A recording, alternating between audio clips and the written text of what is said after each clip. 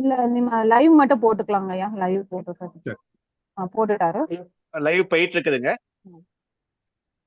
வணக்கம். உங்கள் இல்ல அனைவரையும் வாகிசன் கொஞ்சம் வெயிட் பண்ணுங்க Vakisan.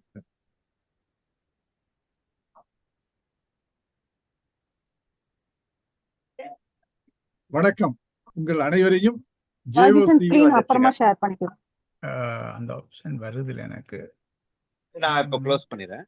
Please. Yeah, thank you. Yes sir, live recording start பண்ணிடுச்சு. கொஞ்சம் எடிட் பண்ணுங்க இதெல்லாம். வணக்கம். உங்கள் அனைவரையும் இந்த JOC ஸ்டடி சர்க்கிள் பெகி மோகனுடைய புத்தகத்தை father's tongue motherland the birth of language in South Asia என்ற புத்தகத்தை படித்துக் கொண்டிருக்கிறோம். இப்பொழுது 7வது அத்தியாயத்தை வாசீகரன் இப்பொழுது நம்மிடையே படிக்க இருக்கிறார்.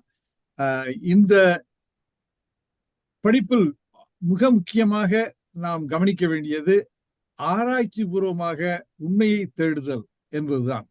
நம்மால் முடிந்த வரைக்கும் அகழ்வாய்வு, வரலாறு, மொழியியல் என்ற பல்வேறு துறைகளில் நாம் ஆராய்ந்து உண்மையை கண்டறிகிறோம். அந்த வகையிலே இந்த புத்தகம் ஒரு மிக புகழ்பெற்ற மொழியியலாளருடைய புத்தகம். அதை நாம் படிக்கிறோம். நீங்கள் இதை காணொலியில் வாயிலாக பார்த்து கொண்டிருந்தாலும் இதுவரை படித்த அத்தியாயங்களை நீங்கள் பார்க்காவிட்டால் திரும்பி போய் 1, 2, 3, 4, 5, 6, 7 அனைத்தையும் தொடர்ந்து படித்துக்கொண்டு பார்த்து கொண்டு வந்தால் இதை ஒரு முழுமையாக புரியும். இந்த அளவிலே உங்களை அனைவரையும் அன்போடு வரவேற்று உங்களில் மிகவும் அதிகமாக இந்த ஜேர்னி ஆஃப் சிவிலைசேஷன் துறையில் ஆர்வம் இருந்தால் இந்த வாட்ஸ்அப் குழுமத்தில் நீங்கள் இணையுங்கள். உங்களுக்கு தெரிந்தவர்கள் இருந்தாலும் நீங்கள் அவர்களிடம் சொல்லி இணைய வையுங்கள். இத்தோடு மீண்டும் உங்களை வரவேற்பதில் மகிழ்ச்சி அடைகிறேன். வணக்கம். வரவேற்புரைக்கு மிக்க நன்றி ஐயா. Let me introduce our speaker today. Mr. Vaheesan is a software architect with an undergraduate degree in computer science. He is born and raised in Sri Lanka. He migrated to Canada after the Civil War, bringing with him a global perspective shaped by resilience and curiosity. His interests span technology, linguistics, culture, and history, and he enjoys exploring how these fields intersect to drive innovation and deepen human understanding. So with this, let me welcome Mr. Vaheesan to speak about the 7th chapter of this book, Father Tongue and Motherland. He is also excited to talk about the birth of Sinhalese language, which is his own research, which has been done over the years. So let's hear what Vaheesan is ready to tell us. Please, Vaheesan. Thank you, Bama. Thank you, everyone, for joining the session. Vanakkam ellarukkum. Warm welcome. Let me share my screen.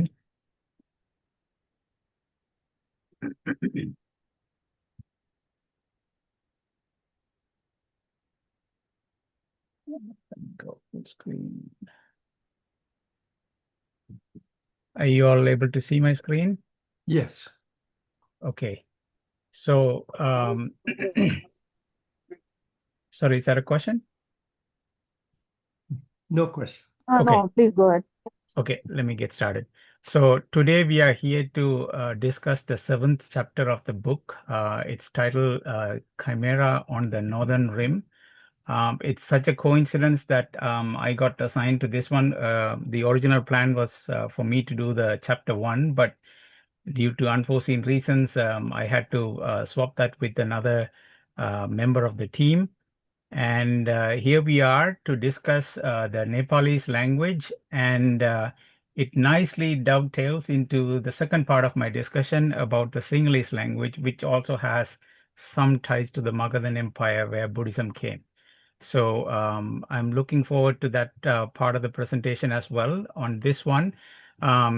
Just to give an idea on why the title was named this way, is because it comes from the mythological name that was given to a Greek character here, which has three genetic origins. And in this particular chapter, as we will see further, there are three language features that the author is finding peculiarly present in the Nepalese language. And hence, I guess she has decided to give this name to the chapter. So it's a composite organism with multiple genetic diversity. So a quick disclaimer, there is a bit of an AI in my presentation, not a lot, but to some extent, yes. So please take that with a grain of salt. There could have been some hallucinations. I didn't have time to fact check all of them. I have tried my best to go over them and try to make sense of it. But if you find any errors, please feel free to correct me later on in the chat, and I'll be happy to make changes to the presentation.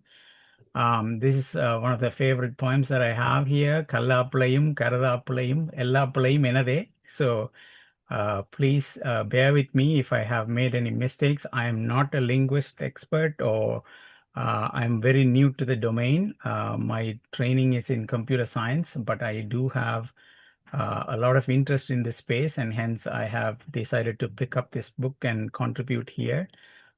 So bear with me if I have made any mistakes in the presentations. Here's an overview of the book itself and what we are going to do today. So we have seen up to chapter 6, and today we are on chapter 7, which is about the Nepali language. And we can largely divide the chapter into 3 sections. And in the introduction, the author gives us how she is comparing the language to Hindi and Bengali. There's a bit of a geographical, political history as well. And then she goes into the depths of Newari language, which is a sort of an Aboriginal language of the land. And the main analysis comes in terms of 3 language features or historical language comparison features: numerical classifiers, gender, and ergativity.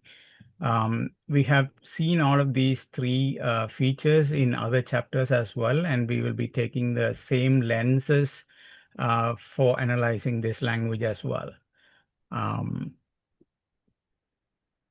And then she concludes with her remarks on how all these languages could have influenced the Nepali language.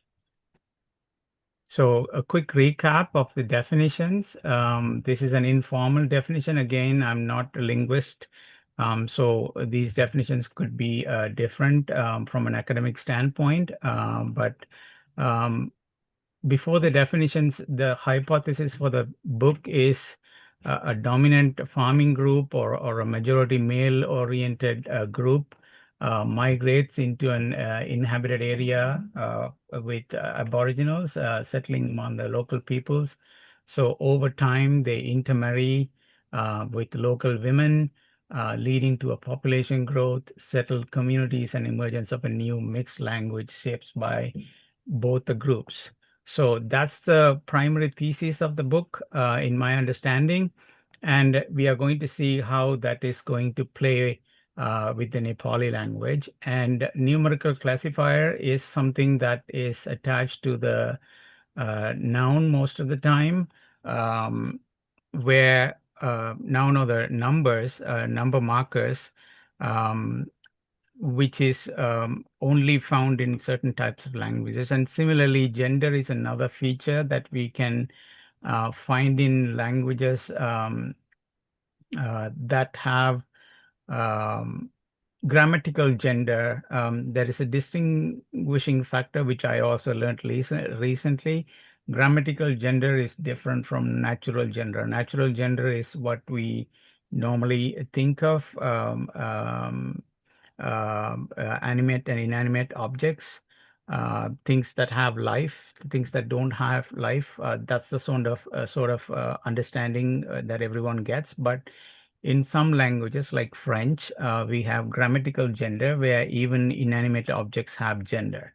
So that's the notion of gender. And then ergativity is a deeper syntactical grammar type of marker or feature.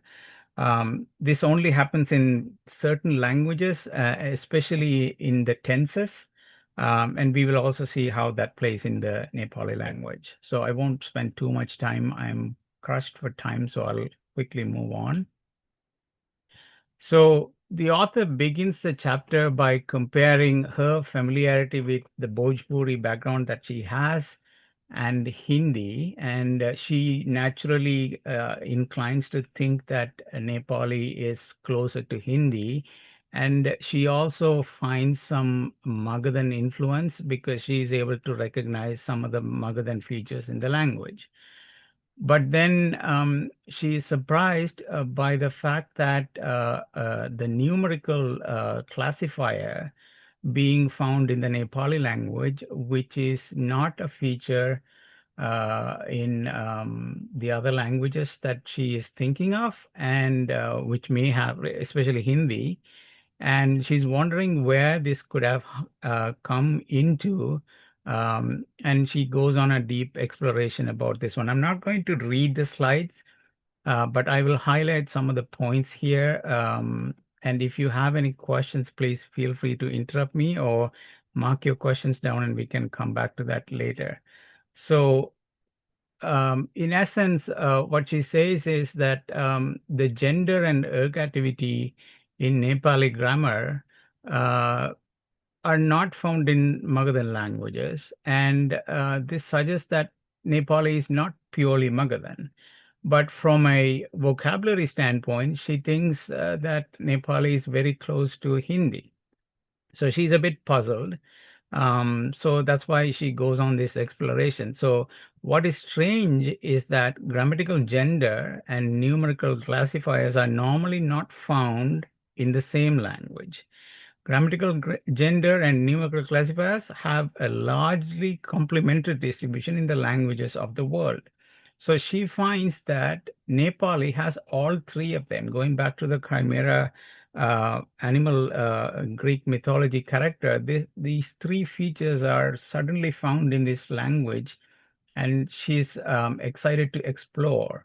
And Nepali is one of those rare cross-linguistically complex systems with numerical classifiers, grammatical gender, and ergativity.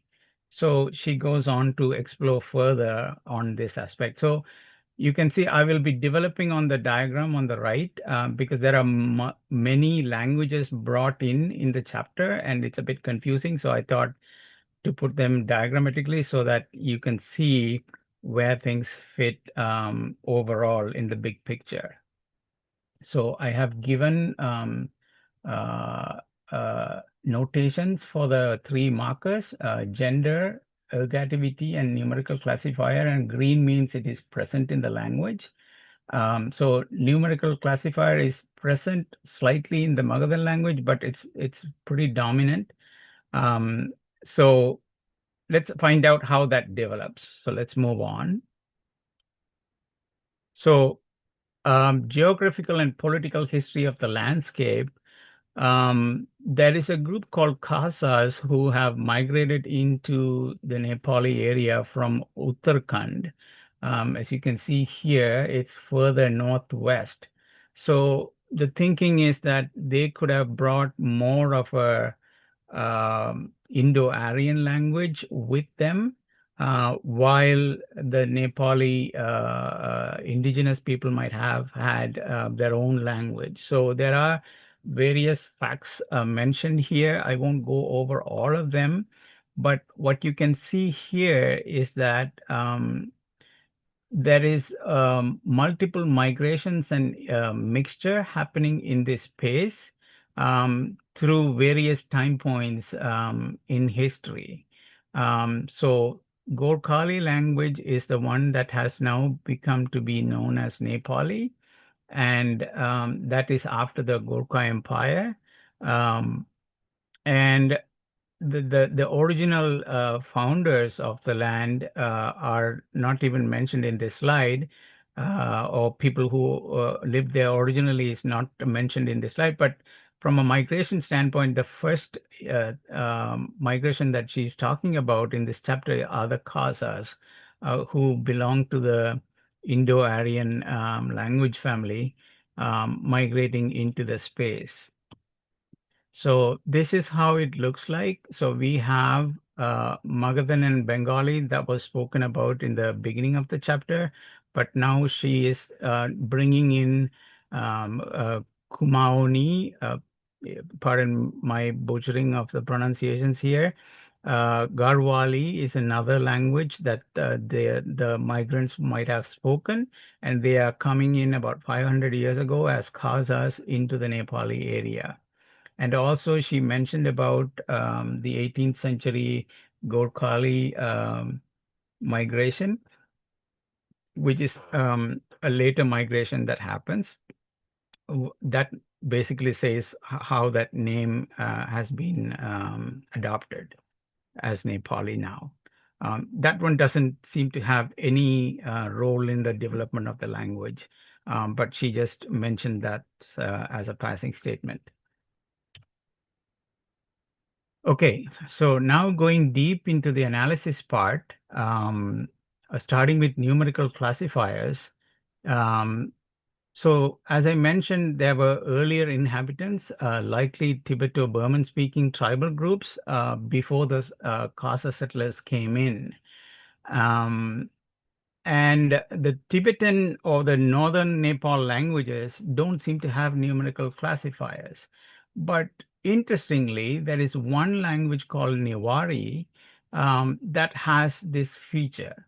So that interests her even more, because if this feature has come from Tibetan Burma background, how come the other sister languages that she calls don't have this marker, but only Newari has that?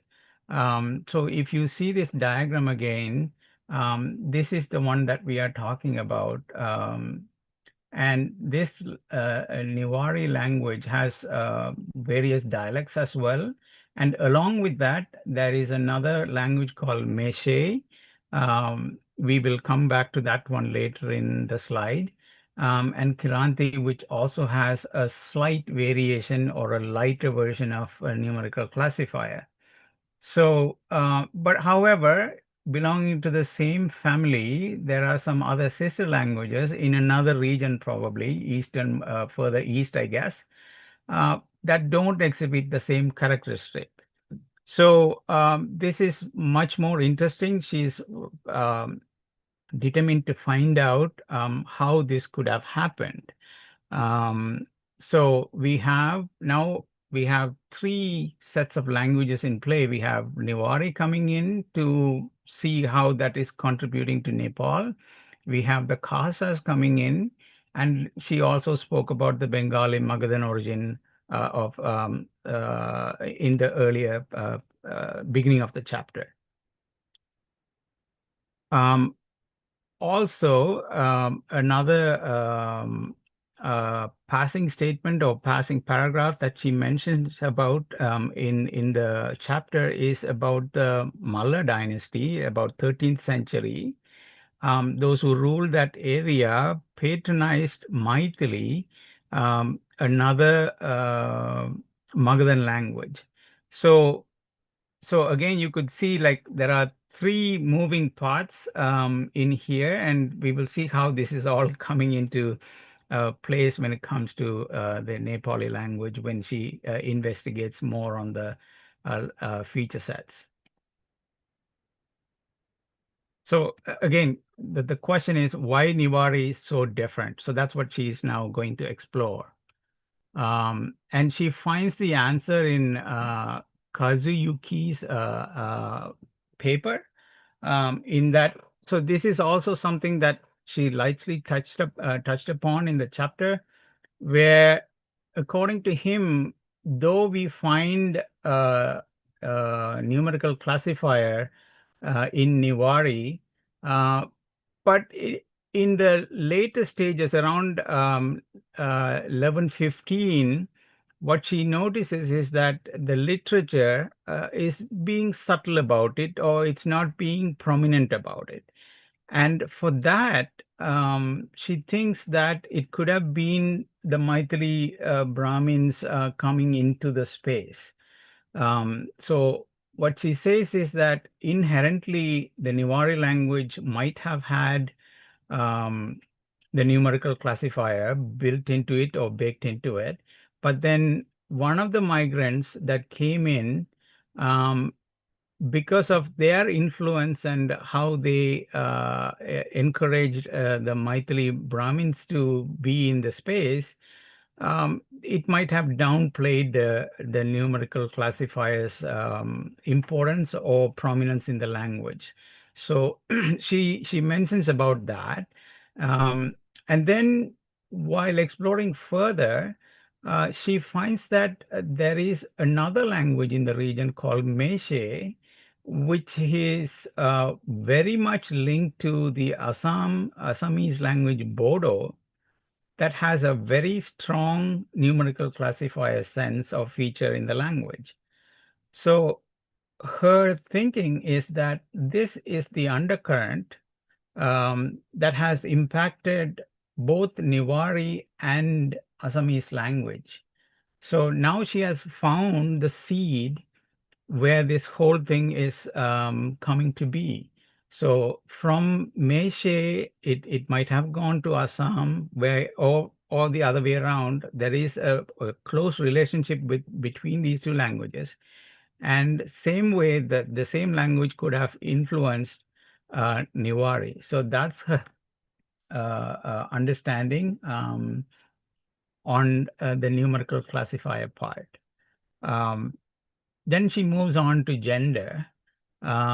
In gender, as you can see, gender is only present in the Indo-Aryan languages. This one is quite straightforward because of the migration that we spoke about in the beginning of the chapter, the Khazars. It's quite evident that gender is present in that one. And it could have gotten into Nepali from that language. So now we have gotten two features identified: the numerical classifier coming from Newari, and the Khazars bringing in the gender. Then the third part is the ergativity. So gender again, I mean, I'm not reading the slides. I guess the intention of the review is not to go into the details of it, and I'm also not going into the examples of the language variations or the sentences that she has brought up, but to get the overall picture of where this is all coming to be. So the gender system, however, one thing that she notes is that the gender system is a bit different from what has been in the Khaza language. So she says that the full grammatical gender in early Khaza may have reduced natural gender in Nepali. So what she says is that it's more of an influence, and also she doesn't find the gender in some other variants, varieties spoken around the area. So it's more of a half-baked solution that has been coming into Nepali with willingness or without willingness.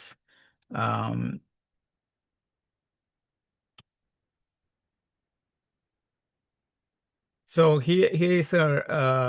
So it's influenced.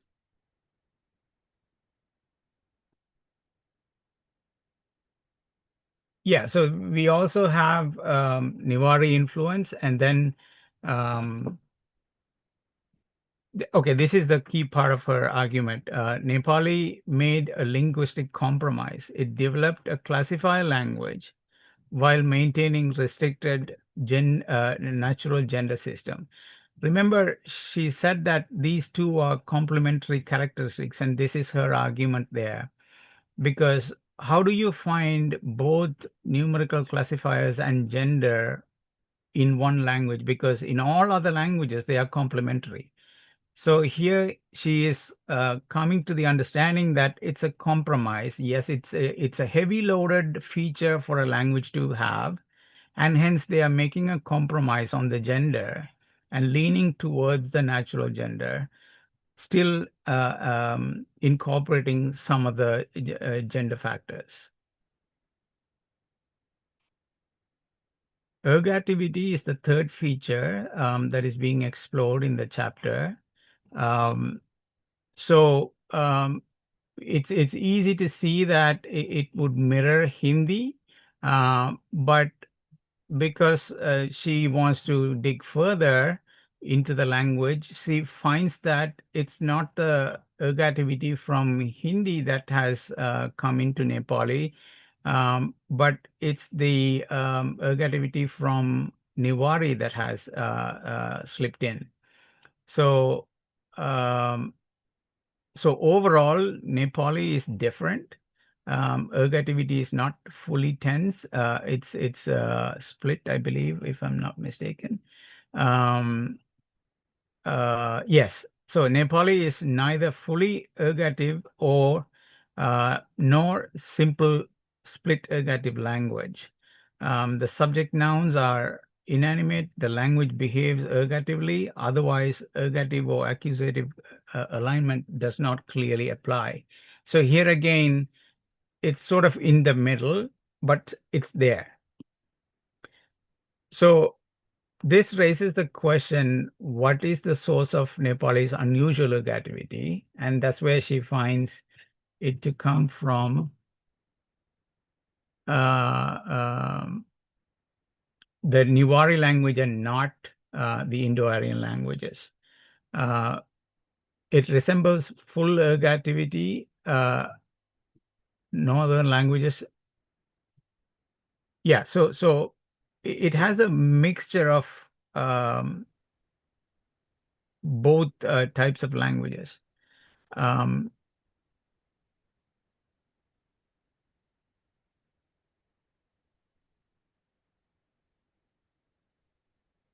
So Nepali is not the only Indo-Aryan language influenced by a Tibeto-Burman substratum to develop ergativity. She also says that the same thing about Assamese language as well. They also have the same ergative pattern across the tenses.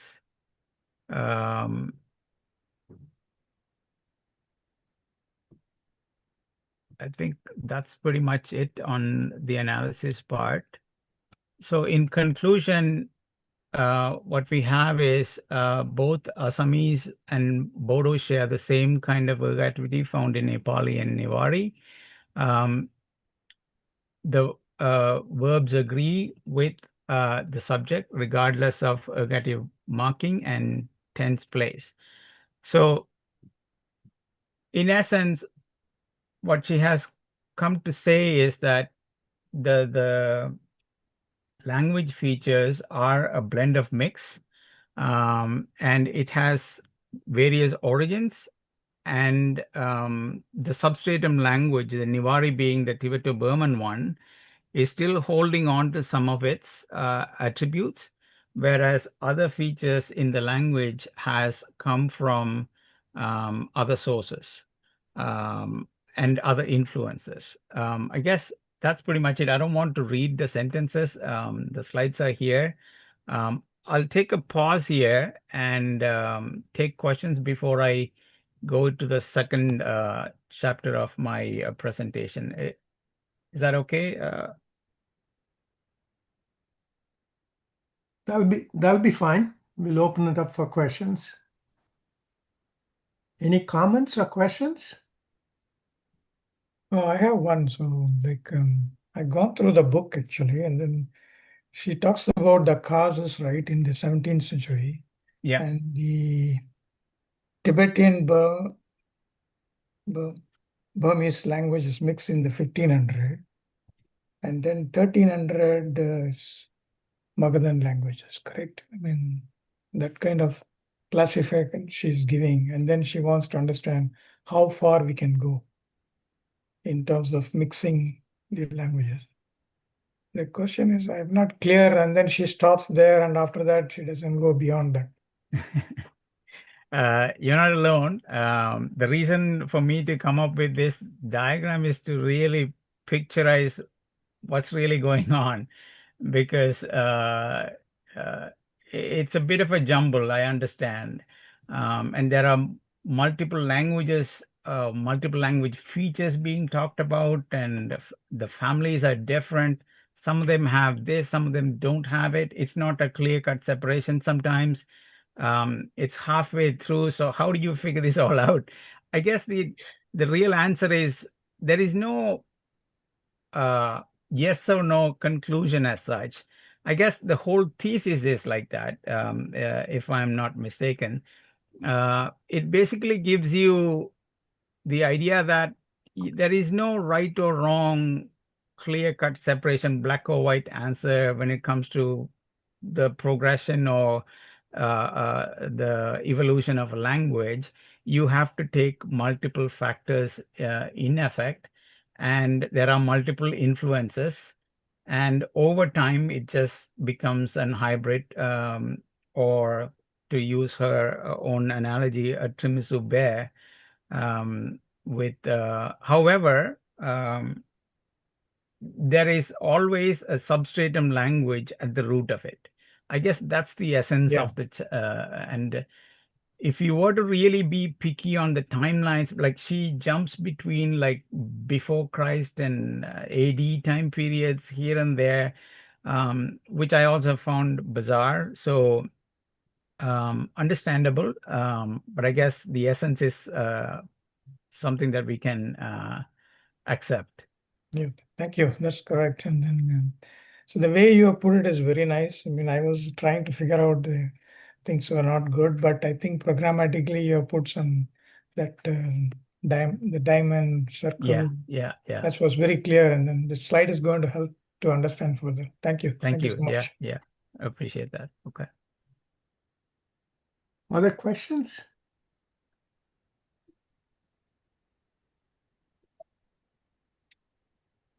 Okay. So Sri- there is no. Sri has sorry. a question. Go ahead, Sri. Good evening, all. No, I just tapped because in every chapter she mentions about a language and then she says a substratum language, and that is what she's proving in every chapter. So for this Nepali, can you clearly say what is a substratum language she's Niwari. mentioning? Niwari. Oh, This one. Nivari. Yeah. Okay. Because in the fifth chapter, as I read, she's mentioning about these numerical classifiers in Assami language, but she's arguing that it hasn't come from it. She's saying Munda is a substratum for those numerical classifiers. She So hasn't brought that's why. Munda in this chapter at all. So Okay, if okay, you want to okay, bring that in, that'll add another okay. mixture for sure. Okay, so for I think for the she's taking it from northwest, south, and last chapter was about south. So like Yes. every corner of the country, I think she's taking it out. So Yeah. that is what I can understand. Maybe the last chapter will be a put together of all the puzzle pieces. Thank you. Probably. There's a question from Naga saying, does Tamil have numerical classifiers? I think Sri dealt with it in her presentation. Maybe she could comment on it. Sure. No, numerical classifiers are not present in Tamil. What does this numerical classifier means? Along with a number, you should have a word attached to it. We say oru pencil, oru nabar. But when it comes to the other languages, along with the number, they'll have a different word for each object. So if it's coming for example in one of the languages, she's mentioning like in Munda language, when it comes for a person, you have to mention then you will mention John for a person. If it's going to be a cow or an animal, you will have a different word. So that is called numerical classifier. And in short, no, Tamil doesn't have numerical classifiers. So the number one and oru becomes a sort of an adjective of the noun it describes.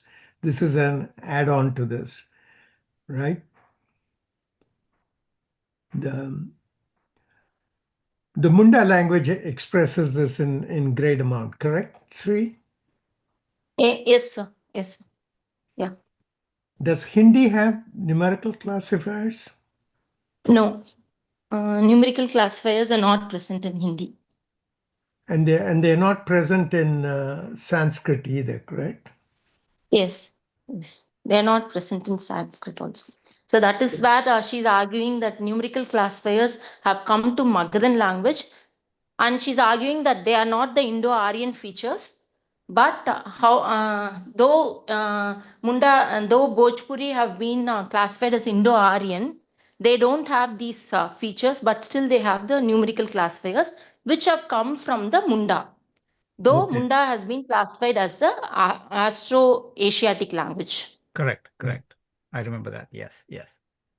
So she says that classification is not exactly right. If you were to Yes, yes, yes. look She's particularly saying from a it's numerical not. classifier perspective. Yeah, she's saying like you cannot classify Munda to be pure Austro-Asiatic. That is her full argument in that whole chapter. So everything is a blend of everything else. Okay. Yes, yes. To And some we will extent. see how that is the case in my next presentation as well. So Yeah, let's that is unique about your chapter, Vahis, where so long we've been dealing with mixtures of two. Now we are dealing with mixture of three, right? right. Okay. Okay. If there is no other questions, let's move on in the interest of time. So I tried to come up with a creative title for my second part. Because of the Trimisu bear, I thought I'll pull the name Tapra Brain from ancient Greek. That's a name given to Sri Lanka in the old literature. So we will see how Sinhalese is fitting into this thesis. There's a lot of text here. Again, I will try not to read the text, but speak to the diagram. If you have further questions, you can reach out to me on the chat, or you can ask after the presentation here. So what we find is that I didn't title the diagram correctly, and that's the limitation I have on the diagram. I wanted to separate the ethnicity part and the linguistic part, but I couldn't highlight it on the diagram, but I will speak to that. So what we have in Sri Lanka are two languages, Tamil and Sinhala, and I'm going to primarily focus on the Sinhala language here, which is a majority language in Sri Lanka, and it has a mythological origin as well as a linguistic origin. So we will go into that in a little bit. It also has some relationship to Maldivian language, Divehi. They are very close. There is one slide dedicated to that. But we also find other linguistic influences in this language, particularly being Hela or Elu, as they call it, being the Proto-Sinhala language. And historically speaking, as we go back in history, in the Stone Ages, Iron Ages period, we don't have much evidence on what the language that they spoke, but we definitely know there have been multiple tribal groups, and one of them called Vedda or Vadda, people are still living in Sri Lanka. They are a minority, like 0.8%. They only live in the jungles. It's interestingly, I will just throw this as well. Genetically, these people have very close affiliation to the Adivasi population in India, as well as the Australian Aboriginals. So there are some papers reference. I don't know if I quoted them here later on in the references section, but you can look it up. Genetically, they have affiliations to this. So from an ethnic perspective, they kind of fall in a completely isolated bucket. And the Sinhalese and the Tamils have a distant relationship with the Veda genetic mixing. That shows that there could have been two or more ethnic people or tribal groups living in Sri Lanka, and they could have mixed with different migrants and had this language variation. The Veda people currently speak a variation of Sinhala. What they originally spoke is not known because the population has died and we don't have any literary evidence or any other archaeological evidence from them. But there has been comparisons to their language and Elu or Hela, the older Proto-Sinhala language, and they have found a lot of similarity. So an interesting paper that I found recently is this particular one that I have quoted here, where he says, Dharmadasa, he says that the Aboriginal language got creolized. So it sort of fits into the narration that Peggy Mohan brings in here. So um, there could have been multiple tribes and a migration, one or two migrations happened and a mixture happened. And one of those mixtures survived and became Elu or Hela. And the other one probably didn't mix well, that they stuck with their own language and became the Tamil version in Sri Lanka. So as you could see here, I have put Yaka and Naga here because they only have literal evidence. There is no ethnic group that we could identify or a tribal group that we could identify as Nagas or Yakas in Sri Lanka. But Vedas are still present. Like I said, they pretty much live in the language areas. I mean, sorry, forest areas. However, I need to mention that there are inscriptions that mention the word Naga. Even in India, there is, I think one of the inscriptions has the notion of Naga. So Yakka is something is present in the worshipping of Veda people. So they claim to have a demon worshipping method, and in that they mention about Nayaku. So this is, I don't know if we can really classify them as a separate ethnic people. They could have been separate clans, tribal groups, but the only evidence that we currently have is the Vedas. But what's the relationship between the Veda people and Elu or Damila is unclear. That's why I've put this gray box around it. I don't know if you can see that color there, but it's a gray area. That's what I meant to show there. We definitely know that Elu and the current speaking single language by the Vedas have some relationship, but there is no relationship to Damila or Tamil spoken there.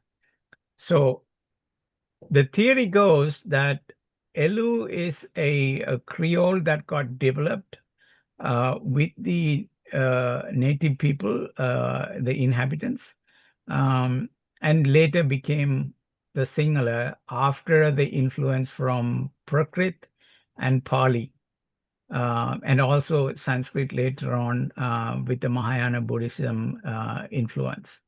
On the other hand, Damila is mentioned in Sinhalese or Prakrit inscriptions as a group or another tribal group that lived around the same area. So they have been contemporaries, but we don't know exactly the Proto-Tamil language from an inscriptions perspective. But archaeologically now they have found around 700 BCE time period. We have pottery evidence for Tamili or the Tamil Brahmi type markings on the potsheds. So definitely these two have been contemporaries in the island, and the Damila people might have had more influence from South India and the Tamil Dravidian migrations. So you find the Naga being the Nagadeepa in the northern part of close to Jaffna. That's also mentioned in Manimekalai. So this is all the Tamilian origins along the coastal lines. And the interiors have been with the Elu or Hela people of Sinhala, but they have been contemporaries from a genetic standpoint, but they have no relationship or of a distant relationship with the Vedas. That's something. So in summary, we have 3 ethnic groups and 2 languages that are currently present in Sri Lanka. So let's move on.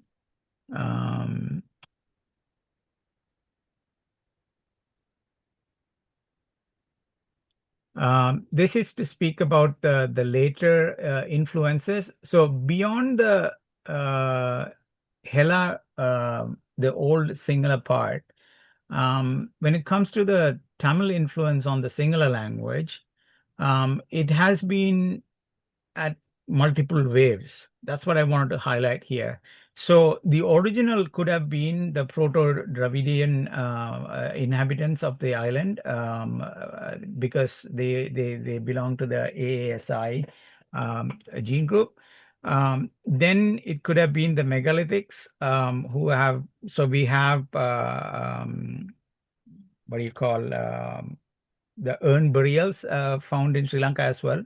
So there is a match between ancient Tamil Nadu and Sri Lanka. So with that Dravidian culture could have been there. And then in the later centuries, we have Chola invasion and Vijayanagara Sanskrit influence. All of that has happened. Arya Chakravarti being the northern part of Sri Lankan dynasty. So there are waves of migrations / invasions happened in the island, and that also had influence on the Sinhalese language. So this is something that I found on the grammar book on Sinhala, which says that the words that are in Sinhala could be classified into 3 classes. One is purely native Elu words, and Pali and Sanskrit words.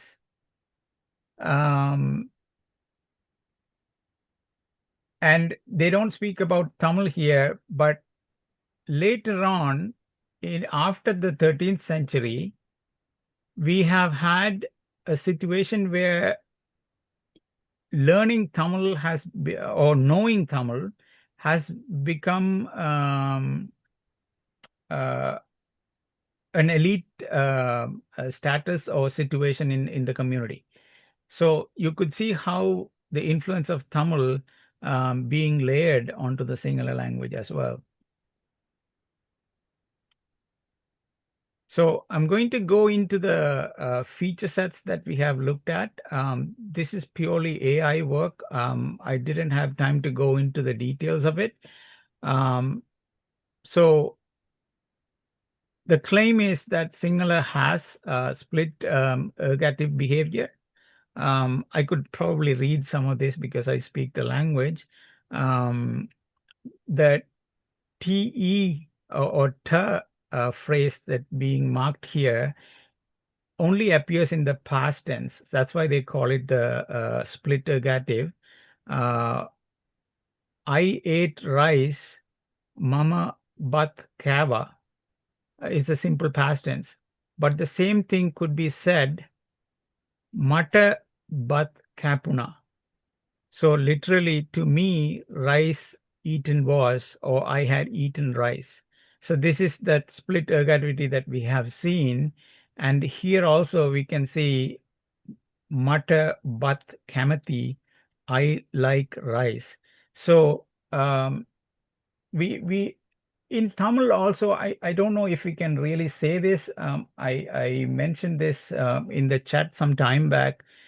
We have this notion of Vinay, say Vinay and say part Vinay. Anything can be converted from one to the other. So maybe this is an influence of Tamil. We don't know. Nan soru unden, soru ennal unnapatadu. Both are correct sentences in Tamil. I don't know if that really fits into the ergativity. Please correct me if I'm wrong there, but we can discuss that later on. Sure. I like rice தமிழ்ல சொல்லணும்னா எனக்கு சாதம் பிடிக்கும். பிடிக்கும். எனக்குன்றது to me rice இது வந்து dative நவுனா ஆக்குறதுன்னு சொல்லுவாங்க. It's not எர்கேட்டிவ்னு சொல்லுவாங்க. பிகாஸ் நான் சாதம் பிடிக்கும் சொல்ல மாட்டேன் இல்லையா, எனக்கு அது it becomes a dative case. So அது வெரி யுனிக். ஐ வாண்ட் திஸ்ன்னு சொல்லும்போது எனக்கு இது பிடிக்கும் அப்படின்னு சொல்றது வந்து it's sort of I don't know whether it's unique, but it is not ergative. That I know for sure. Okay. இங்க வந்து ஐ லைக் ரைஸ் வந்து மாட்டேன்றது எனக்குன்னு உண்டாகுமா? Does it become எனக்கு? மாட்டேன்ற சிங்குலர் வேர்ட். எஸ் எனக்குன்னு தான் வரும். அது தமிழினுடைய இன்ஃப்ளூயன்ஸ் தான் நான் சொல்லுவேன். இப்போ பார்க்கும்போது நம்ம வந்து நாமினேட்டிவ் உபயோகப்படுத்த மாட்டோம் இந்த ஐ இந்த மாதிரி சொல்லும்போது. ஐ லைக் ரைஸ்ன்றத வந்து நான் அரிசி லைக் பண்ண மாட்டோம், எனக்குன்னு தான் சொல்லுவோம் இல்லையா. தட் இஸ் டேட்டிவ் பர்சன் சொல்லுவாங்க. பட் எனிவே நீங்க சொல்லுங்க, திஸ் இஸ் இன்ட்ரெஸ்டிங். எனக்கு வந்து இது தமிழினுடைய இன்ஃப்ளூயன்ஸ் மாதிரி தெரியுது. ஓகே நீங்க அதுக்கு அடியில எழுதியிருக்கீங்களா, to me rice is liked. Yes, to me the literal translation will be I like rice is எனக்கு சாதம் பிடிக்கும். To me, but again, எனக்கு சாதம் பிடிக்கும். Yeah, right. Yeah, that's how it is. Mata Bat Kamati. Good. अपना single is easy தமிழ்ல translate பண்ணிடலாம். Yeah. சொல்லுங்க. Okay. So when it comes to numerical classifiers, it's pretty straightforward. It doesn't have it, just like Tamil. So tuna minihek, de denek, 2 persons, tuna pot, pot is a book. So they don't have it pretty much. And the historical note that I got as an answer here is that it is unique, just like Tamil. There doesn't seem to be a substrate influence.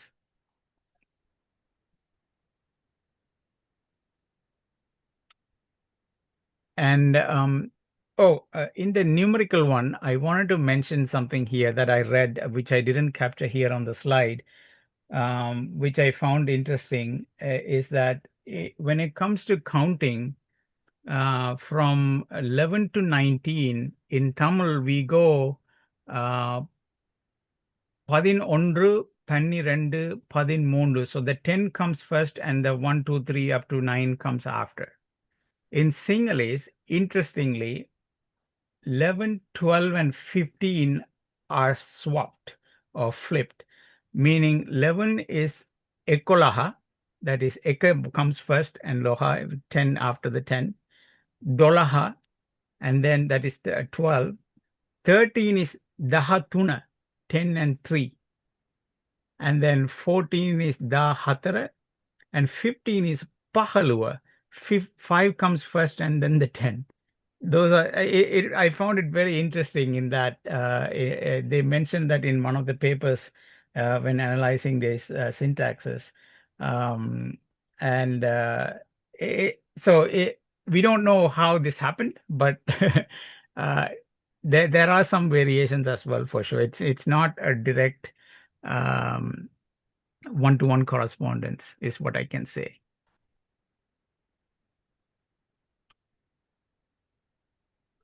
In gender, it pretty much behaves like Tamil. So what I found out here is that Miniha, Gaheni is a feminine woman, Pota is a neuter noun, and then Ea is he or she, Eka is it. So it's pretty similar to Tamil. Adu, avan, aval, puttaham. This is Miniha, man. I don't know. Yeah, we can say Manishan. Manishan, Manidi, or இது quick question sure. தமிழில் வந்து அவன் இவன் உவன் there are 3 இல்லைங்களா Shuttu, yeah. Ahachuttu, yeah. அது Shuttu. மாதிரி சிங்கிளிஷ்ல இருக்குங்களா?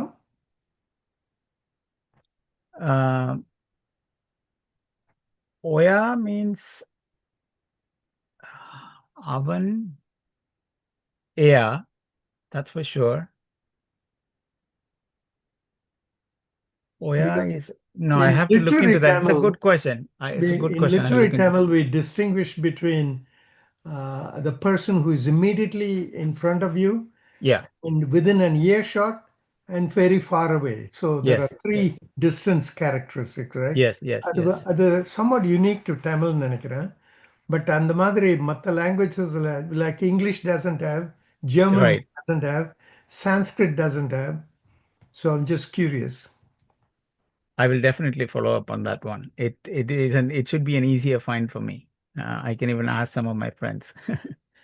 Singlish friends, hopefully. Singlish friends. Yes, yes.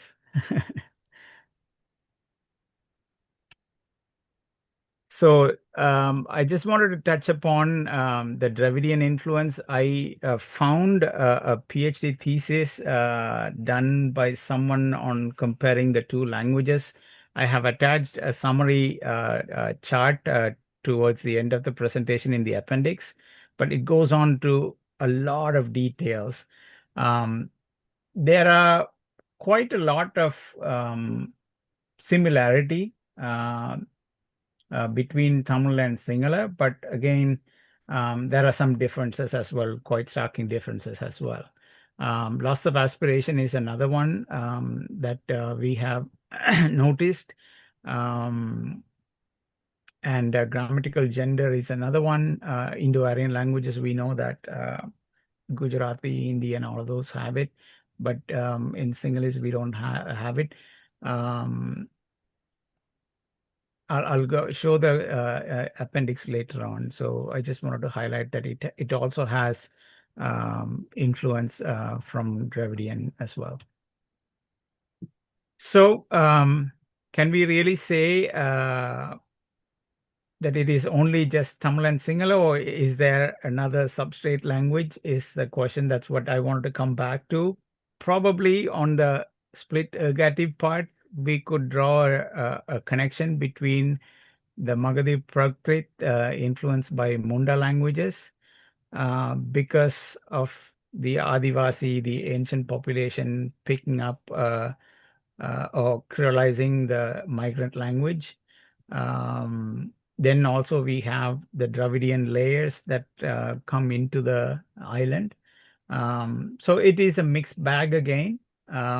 Where do we actually draw the line to distinguish from a classification standpoint? They have already agreed that Sinhalese is definitely Indo-Aryan and does not belong to Dravidian. But if you go down to the language features, we could see how it is all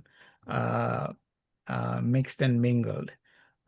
So that's the interesting find that we have even extending the periphery of Peggy Mohan's work, I guess. Somebody could take this up as a PhD topic and look at the languages and probably prove that point in a more systematic way. If I may just add one more comment. Oh, Sure. let you finish this. Go ahead. Yeah, this is pretty much a summary, and I also try to include the genetic correlation. I slightly mentioned about this. The Adivadi population or the ancient, the Veda population, they are very different. Rajaya, probably you know how to interpret this one. This is again, it's an That is AI exactly summary. what Tamil Nadu looks like. Okay. M2 is the oldest mitochondrial DNA found in India. And of Okay. course, you see that U2I, which is I stands for India. U2 mitochondrial DNA is found basically in India. The Raki Gargi lady was of U2B, 2. And of course, Irlar in Tamil Nadu have the highest number of U2 subclades, if you will. So they're very closely related to Irulars of Nilgiri district. Very good. Interesting. Okay. So, yeah, so as I said, in summary, we have probably three different ethnic groups in Sri Lanka in terms of genetic variations. The Veda people forming the unique one, sort of the outlier, and then the majority are the Sinhalese and Tamils with a mix of all the other gene pool that's available in India. But again, the ratios might vary. But again, an important note is that Sinhalese people have more Dravidian genes than Indo-Aryan genes. So that's something of an interesting fact, which Sinhalese are not trying to, or they are having a hard time chewing.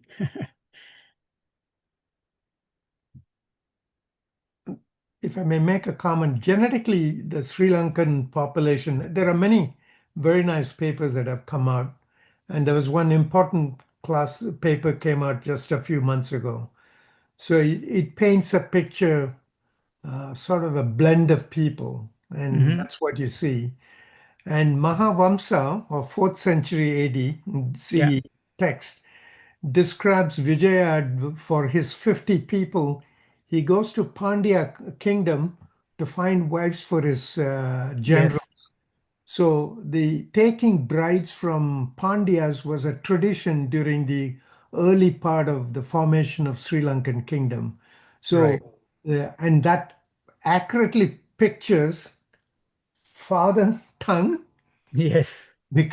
and motherland. And the Yes. motherland is really Pandya kingdom to some extent. Right. And that is why you have a blend of the cultures that you see there, the language too. Yeah, in the same myth, before he brings the Pandyan wife, as soon as he comes to the island, he marries an Aboriginal woman called Kuveni. That's probably the Adivasi or the Aboriginal Vada person. That's a political marriage. Yes. Because Okay. in olden days, it was common for kings to marry competing daughters from competing emperors in order to maintain peace across their boundaries. So Right. I'm just speculating. But that tradition has been there even in other cultures too. This is a very nice presentation. We have a very complex subject you need to deal with. Thus far, and all the way up to chapter 6, we dealt with blend of two languages. Here, you had to deal with blend of three. And my one quick comment is Elu, there is a Ellalan of 1st century BCE who ruled Sri Lanka. Yes. He was supposed to have come from Tamil Nadu, supposed to be a Chola prince or something like that. But of course, there is an Ellalan is how it is described in Mahavamsam. Right. And Ellalan's stupa, which is just outside of the Anuradha archaeological complex. Right. And of course, and it is now renamed as Dakshina Stupa for whatever political reasons. But that stupa is supposed to hold the residues of Illalan, whom Tamil people have called him as a Manunidi Soran, right? Right. Of course, Manu didn't come into existence when he was alive. He came into alive much later, 300-400 years later. But anyway, does the Elu relate to Illalan by any chance? Because in I did Mahavamsa, not come across anything like that. He's called Illalan, Yeah, and of course in Tamil text there's no reference to Illalan at all. And the guess is he spoke an Elu language, therefore they call him Illalan or something like that. I'm just speculating. it could be. I did not come across anything. If you could dig a little bit there, that'll be Yeah, helpful. I will. Yeah, for sure. Yeah. I think Other that's all I question? have. I'll quickly go to the Maldivian section as well. This is one page. Mani, I was very much interested in the Maldivian side of things, so I thought I'll dig a little bit into that. I think the last sentence here is very much interesting. We don't know how the origin story went there as well, but it definitely has a lot of resemblance to Sinhalese. They might have been colonized by Aryans at the same time, and they grew parallelly, or people from Sri Lanka went to Maldives. We don't know that. But this language is still living, and Sinhalese is also still living, and hence there have been a lot of work in the comparative linguistic space on comparing these two. So I put one paper in my references section here on that one. So I think it's this one. There is one about Maldivian one, this one, J.B. Dissanayake. So you can go through them if you are interested. I didn't read all of them. I just made a high-level reading to get the context of it and try to paint a picture here. But this is a very interesting topic that I may pick it up later on. In the appendix, I have put summaries of that PhD paper that I mentioned about is this one. Harold Thambu, Sinhala and Tamil, a case of contact-induced restructuring. It's a very nicely written paper. It goes into elaborate details about what the world language comparison feature sets are, and it goes into every single one of them and iterates them over and says out of 64 we have 15 find, out of 60, I mean 15 we have 12 finds and things like that.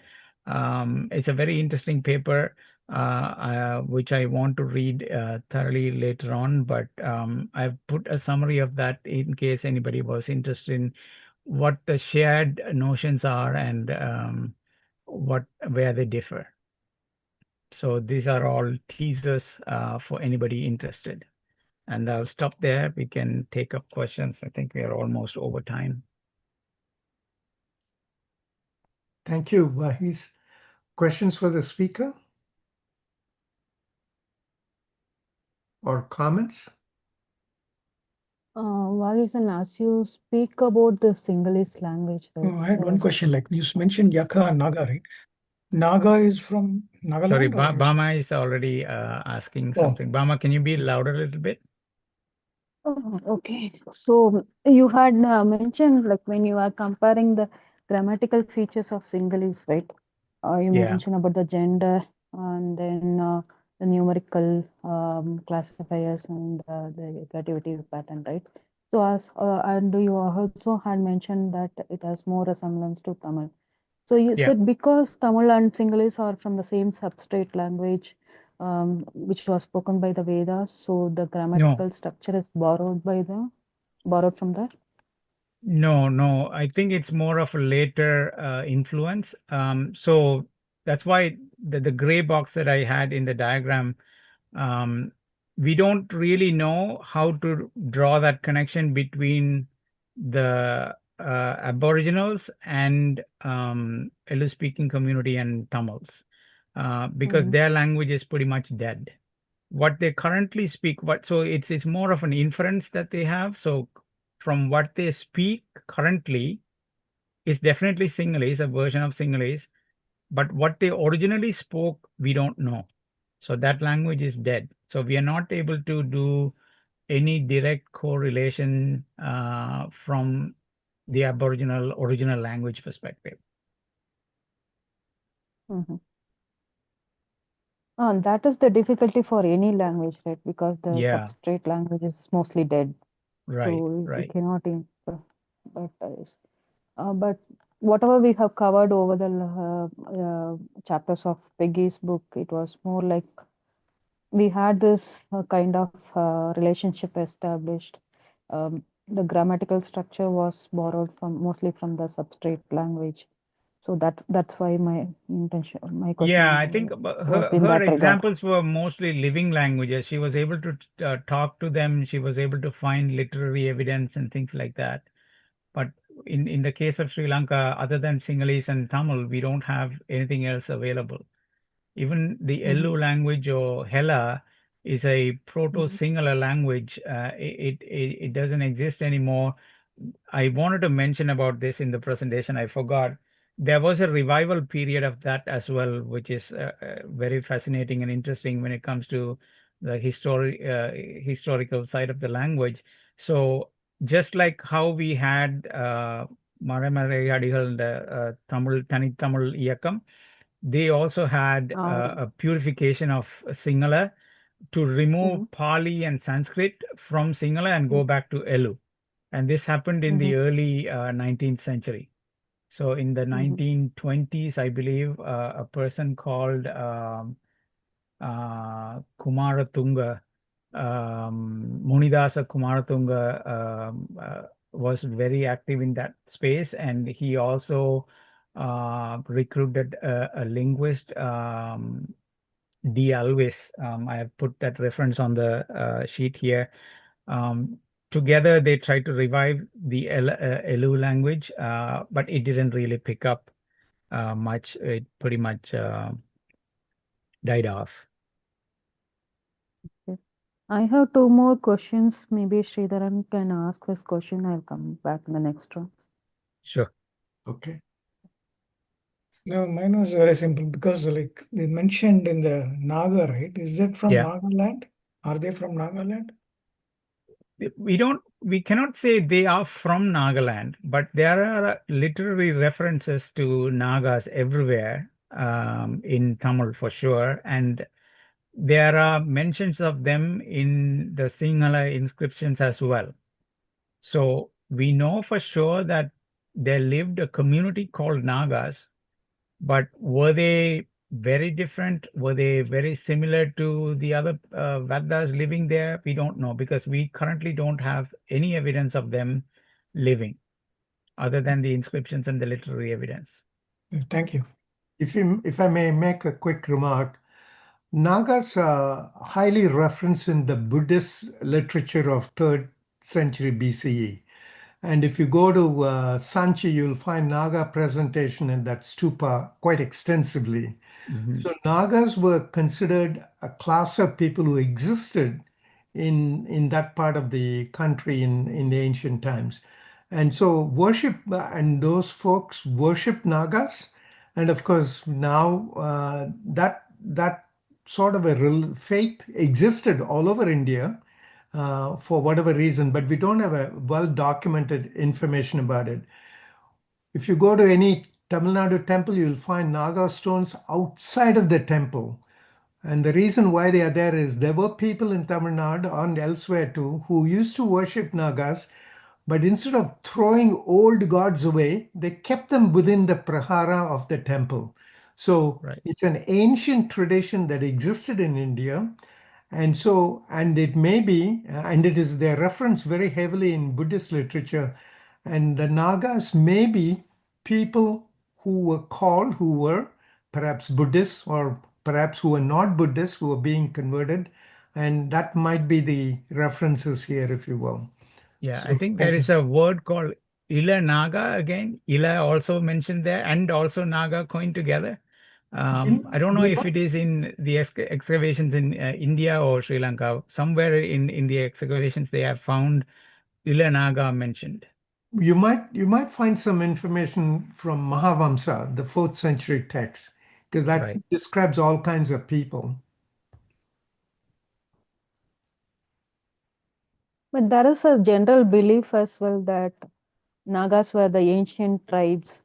Is it only a myth, or is there any evidence, like I archaeological or don't think genetic Nagas evidence? is a myth, but definitely there's a lot of myth in Mahavamsa for sure.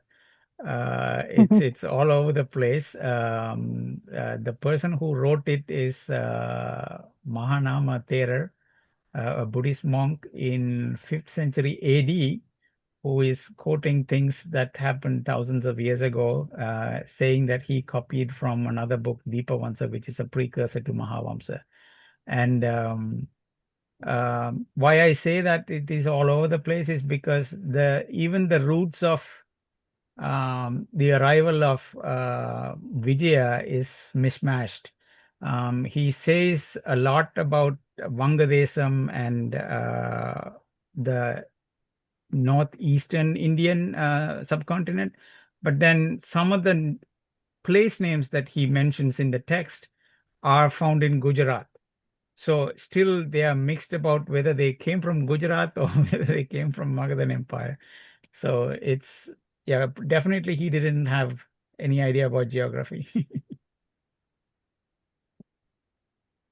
But Vijaya's time, which is about 580 or 543 BC. yeah, and at that time Buddha was not yet known, because Correct. 581 is considered Buddha's enlightenment day, right? So that Buddhism hadn't become a major religion until a couple of centuries later.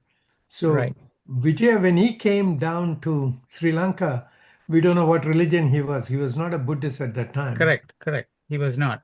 And he adopted Buddhism, and that's where Mahinda and Sanghamitta, Ashokan's daughter and son, were influential in bringing the Bodhi tree to Sri Lanka. Right. That is 300 years That later, is 300 later. 250 years Yes, later. yes. I have a question. Can I ask? Yeah. Just observation. She has a question. Yeah, I have Excellent. an observation. Even in astronomy, as far as I know, they pray to Rahu Kedu, which is the Naga shapes of a head or Yeah. a body. Pambin Val, Pambin Yeah. Thalai. Yes. Okay, thank you. Good. Oh, that's a good point. Yes. Then somewhere I read that even Kerala, there has been Naga worshipping going way back. So probably that's something that Still it is there. existed. Still it is there. Till it is there. Yeah. Yeah. Yeah. There are in all the Kerala In Tamil temples Nadu almost also like you'll find it. Bama, Go you can ahead, yeah. continue. Yeah, please go on. No, this is quite common in Kerala. Okay. This is known as Naga As well as Panchami. in it, Festival irukalla. Naga, Nagapattinam Naga is the Panchami one comes in Manimegalai. Yeah, and even in my family, there is one of my relatives group. They name their first son or first daughter as Nagalakshmi, Nagarajan. They go in that order only, something related with Naga. So Okay. that tradition is there, and Nagatamman is worshipped everywhere in Tamil Nadu. You'll find Yeah, lot of Naganathan is a very Puthukoilaks, common last Nagatamman. name in Sri Yeah. Lanka too. We have Naganathan, one yeah. Naga in our audience. She can Oh yeah, perhaps there answer is. something.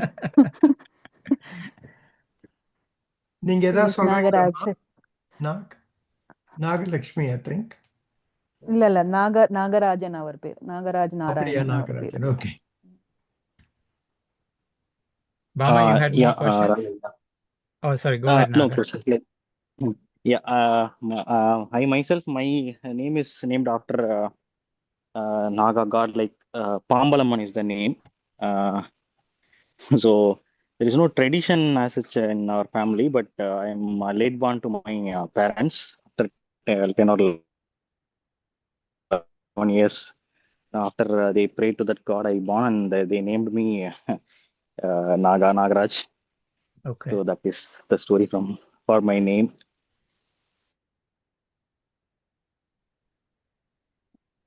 Yeah.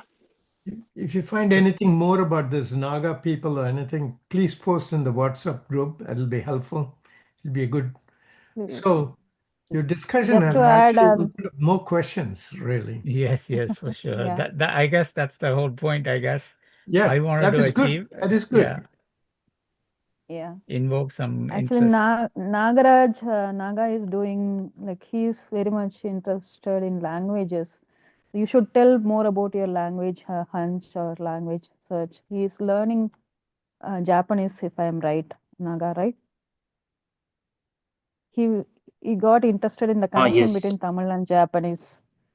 So Yes, he's Bama. So for learning. past 1 year, I am learning Japanese. After learning Japanese, I was well into the similarities which we share with Japanese. Apart from the tones, since we both are native languages, I could see there are a number of similarities once I started learning one by one. So also after that, I started to appreciate Chinese language as well. Like I could see a lot of not I would not say it's a Tamil connection, but I would say there is a connection I could sense from these languages. So that that is driving me to learn Tamil more. I would say. So I'm learning Tamil grammar deeply for some time also. The Japanese and Tamil have very many grammatical features that are almost identical. Yes. Yes. And in fact, one of my classmates who was assigned to Tokyo for 3 years, he said he found it very easy to pick up Japanese because he knew Tamil, while his American friends had tough time learning Japanese. Because it's exactly the opposite, right? We speak in subject, object, verb, Yeah, and English it is subject, verb, object. object. And of Yeah. course, we use postposition versus preposition. That's the same thing. And Japanese is also agglutinative, just like Tamil is. And there's no conjunction in Japanese too. So these are advantages if you're learning Japanese. And of course, they are different languages. They're not the same. And Turkish language has the same features, grammatical features Yes. as Yeah. So Yes. I recently started reading. So I started learning reading the papers of Susumu Ono sir as well. Like I could see a lot of things he have also mentioned. So yeah, He is the first one to establish the relation, right, between the Japanese language and Tamil no, in the first 80s one, itself. yeah, yeah, Mm. correct. But before that, Caldwell himself have called out. There is some connectivity between Dravidian languages as well as the Japanese language. So he is the first Mhm. person. After that, many people have. After that, the predominant person is Continuing. Susumu Ono. Mhm. So yeah, yeah. But recently, one more thing I just want to highlight. Like I found extraordinary material to learn Japanese through Tamil. I really thought there is no such books or something to learn Japanese through Tamil. I would say. So, but recently I came to know that I think the publisher is Institute of Asian Studies. They have published three parts where we can learn Japanese through Tamil, and English is played as a linking language. So that is actually giving me more, insights between these two languages. Yeah, thank you. Nice. Thank you for those Good. comments. yeah. Thank you all. Bama, you Yeah, had questions or? yeah, I had questions. This question might be more to Muttarasanaya because this is from the genetic thing. And you had briefly made the comment that this way, similar to the Indian geography, the Sri Lankan geography also has the Vedas. So, but I couldn't completely get what you had mentioned. Like we have this ASI, ANI kind of thing, right? Is there any categorization of the DNA map over there in Sri Lanka? The Vedas are the ancient tribes, mm, right? Yes, if I remember right, you can chime in, but definitely, if I remember, they do have affinity to the Andaman population. So I think pretty much it's aligning. Rajaya, please go ahead. Oh, it's the Veda people, But the right? people, yes. Veda is actually Vader. The other Yeah, Vedanga. Mathi சொல்றது. There are some haplogroup D among the Vedas that have been found. So the people in Andamans are D3 at D3B or something like that. But we have not And found is any there, D in Tamil Nadu though. But we find C M130, but we also find a fair number of C5, which are derivatives of Virumandi Devarnuடைய lineage. Right. is there any comment on the like mitochondrial DNA? Is there any Yeah, known results? the notes Vahi showed was there's a fair number of M2 among the Vedas.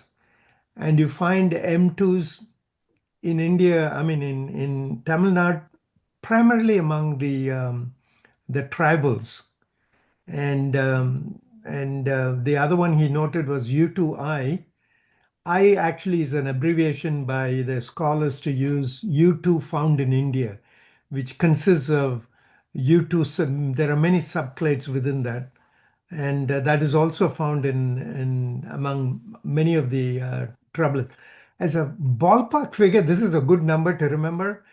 Any Indian, of course, everybody here, the probability that you are an M is about 40%. The probability you are an R is about 40%. The probability you are a U is about 20%, approximately, rough number. That will be true for any Indian in India. So all Indians fall into these three mitochondrial haplogroups. And They're subclades. Sri Enema? Lankans also have this. Sri Lankans also Same thing. have the Same thing. It'll be the same thing. I don't think they're genetically அப்ப Sri why Lankans are no different from the Indians. அப்ப Y haplogroup மட்டும் why is it so different? Like D is, if I remember correctly, D is even a haplogroup before C, right? No, That after. was something After. It's a after. derivative after C. Okay. So அப்ப வந்து அங்க இன்னும் வந்து they haven't found any ancient DNA. Is that the way we can take it? There might be a ancient haplogroup over there, right? We don't know. Well, the trouble is the method for extracting ancient DNA has so far been done only with ancient from bones of temperate climate. In warm weather, this is what the story goes, that the DNA breaks down into smaller fragments. It is there. So if you think about it, the following, it's a huge molecule. It breaks down to approximately 1,000 nucleotides in temperate climate. In India, it'll break it down to 100. So between 1,000, imagine a puzzle, giant puzzle, where the pieces are about the size of my hand compared to puzzles where the pieces are of the size of rice particles. Now, so jigsaw puzzle, putting that back together will be far more difficult. I don't think it is far away. There are enough data scientists, there are enough smart people, they'll figure this out. I bet it'll take place within the next 10 years. And so we might be able to get that ancient DNA from India going forward. What they have been successful with was with mitochondrial DNA from Putnam. I think that's a 2,000-year-old DNA, and also some places in Tibet, I think, Tibet or Sikkim, in the Himalayan region, where they were able to extract the mitochondrial DNA. The difference is in each cell, there's only one molecule of Y, but there'll be hundreds of mitochondrial DNA. So when you have a large population, large number, and also it's a smaller molecule, it's only 37 kilobases, while this is in 2 megabase, right, which is a much larger, 3 orders of magnitude bigger. And so they've been able to get mitochondrial DNA about 50% of the time. So even though the ancient DNA is there, I'm not sure whether they made enough effort to get at it because these labs are just gearing up. Maybe in the next 5 years, we'll see some of those results. The Adichanallur skulls and many that have been found at Kiradi and elsewhere, they do have mitochondrial DNA. They can at least get at whether maybe they'll discover M1 there.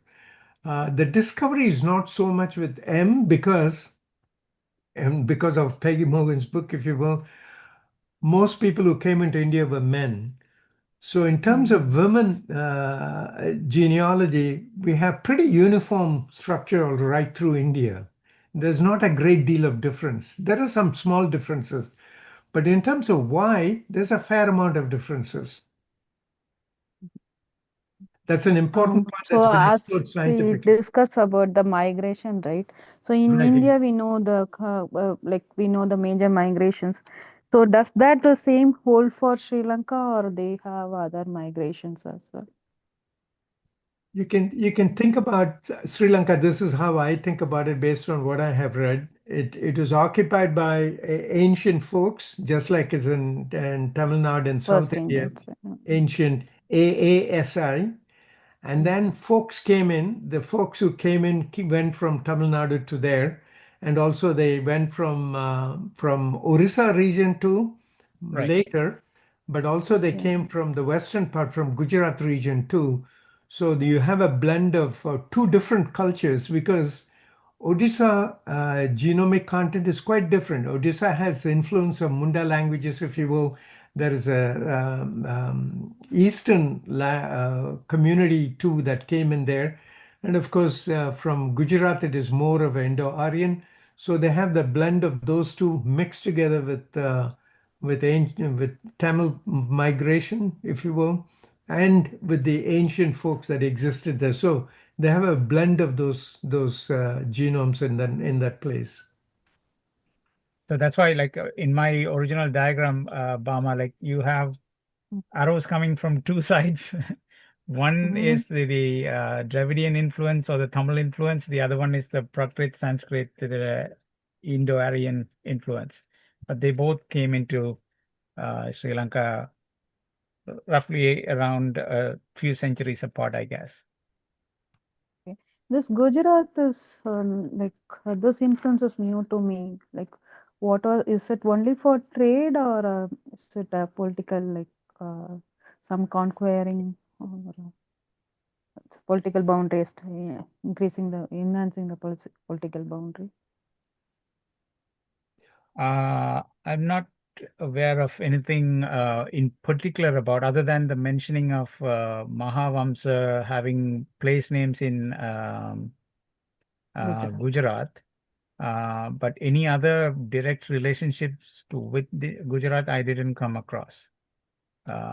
In the later centuries, of course, later on, we would have definitely had trade or other stuff. But in the olden ages, I don't know what was there.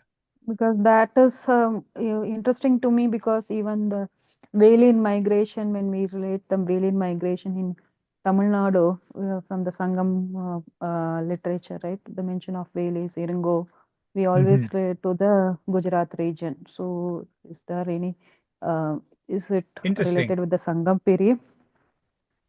So, I mean, there is a thought that the author of Mahavamsa pretty much jammed every historical element into one book, trying to incorporate everything. And why he associated the Vijaya story, or why he incorporated the Vijaya story, one of the arguments is that this is put forward by Professor Indrapala in his book, is that every clan or kingship wanted to hail from a greater power or source of influence. And just like how some of the later traditions in Tamil Nadu space drew from Mahabharata, Surya Vamsam, Chandra Vamsam, and so on, Sri Lankans also wanted to have some sort of an Aryan root, and hence he incorporated the Vijaya story. But it may be that Vijaya never showed up. It could be just a trade clan that came through with a Prakati a Magadhi language, Prakrit, which then had this story invented and the language formed and became Sinhalese eventually. That's another narration. Yeah, that could also be possible. Thanks. Okay. If you have more questions, you could communicate via the WhatsApp group. That'll be the best thing. Shall we bring the session to a closure? Yeah, I think we can. There are no objections. Bama, you're I going to think there was a question. There was a question in the chat. Let me read that question. please do. I missed that question. Yeah. Mr. Madi had asked that question. What is the base of Sinhalese scripts? He had one more question because let's take this Interesting. question Yeah. first. The reason I put, okay, so let me quickly, is my diagram being shared now or no? It is. Yeah, It your is? screen is Okay. Still visible. Yeah. Okay. So Yeah, let you me can move go. to the slide what you are interested, but we see Okay. I'm So seeing let via me go phone, back so to my original diagram.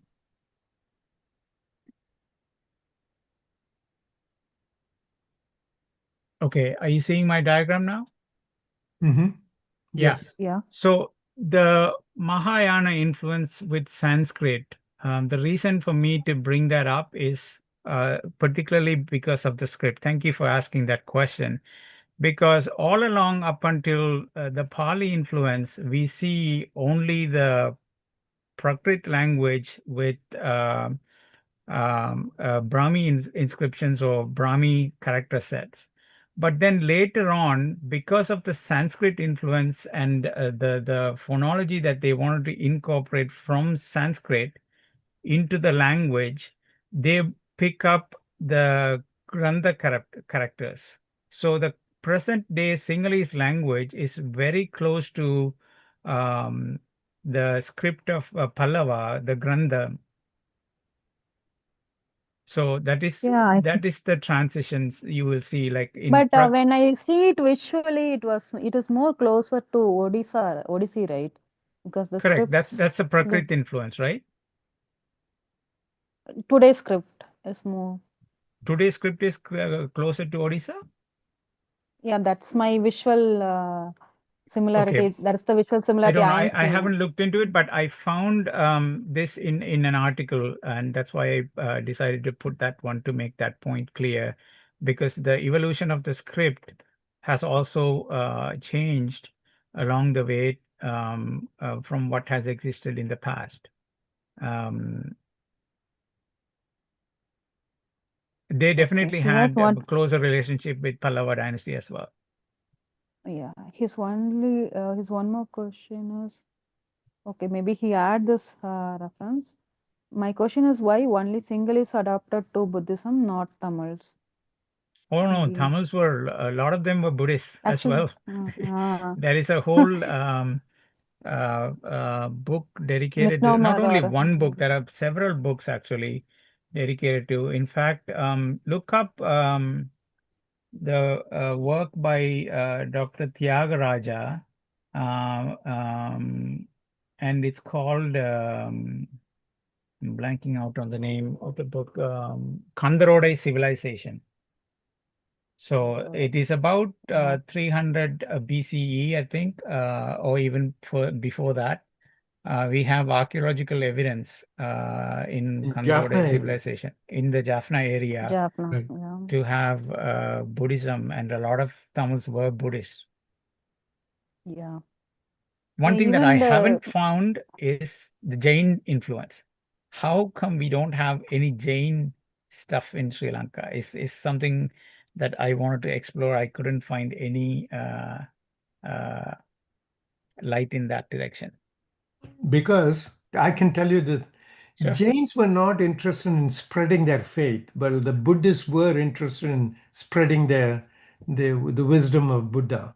There was a different mindset. That's why you won't see Jain temples of antiquity, but you'll find Buddhist shrines of antiquity.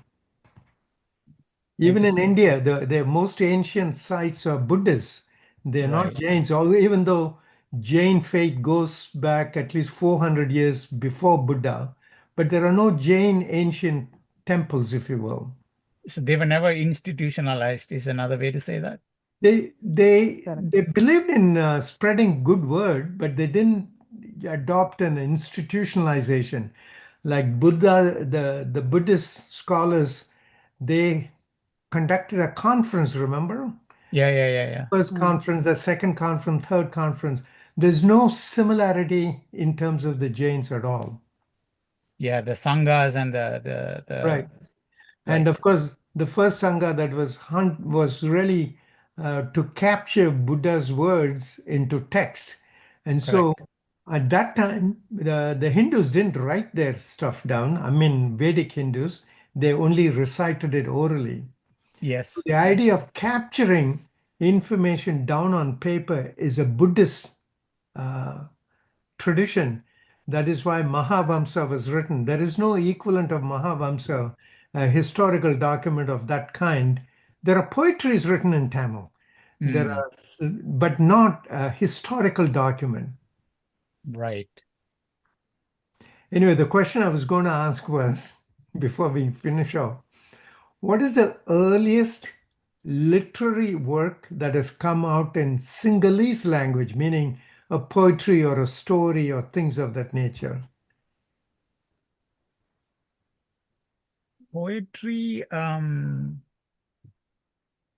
I can definitely get back to you on that because there are some papers that I saw about Elu language poetry. So probably there is something to dig up there. That could be the earliest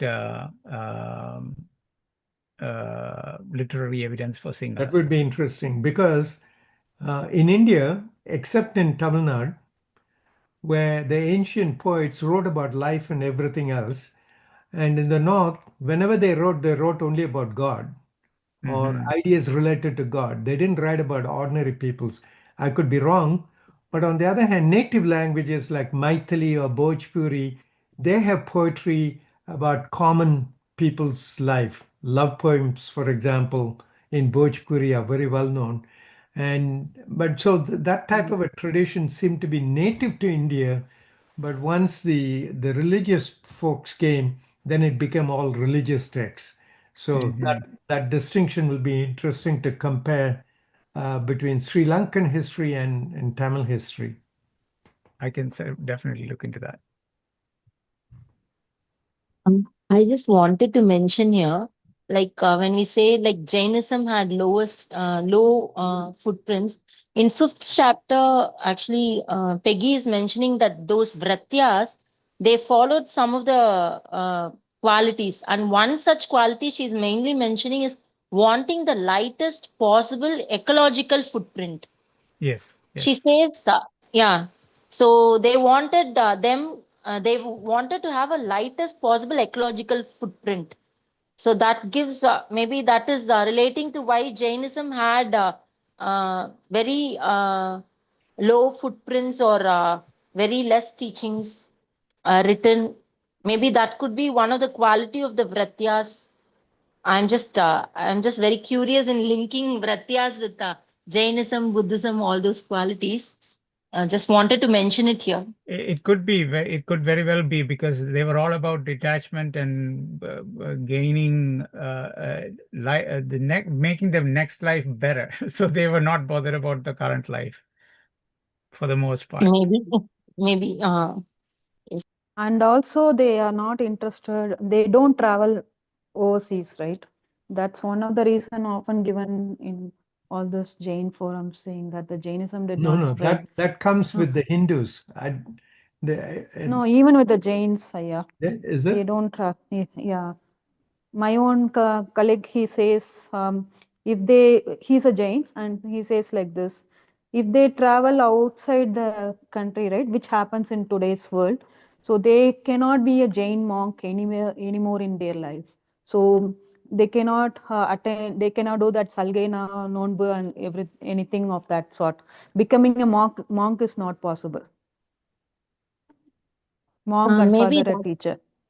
Bama, maybe that may be after Jainism has adopted more of Vedic culture into them, because now Jainism is almost like they follow all the Yeah, that Vedic is also traditions true. like Shankara Narayana Puja. Everything is Mm. into that.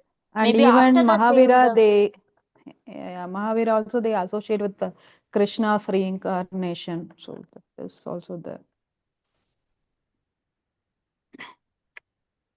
Yeah, that gets us into another Mm. topic.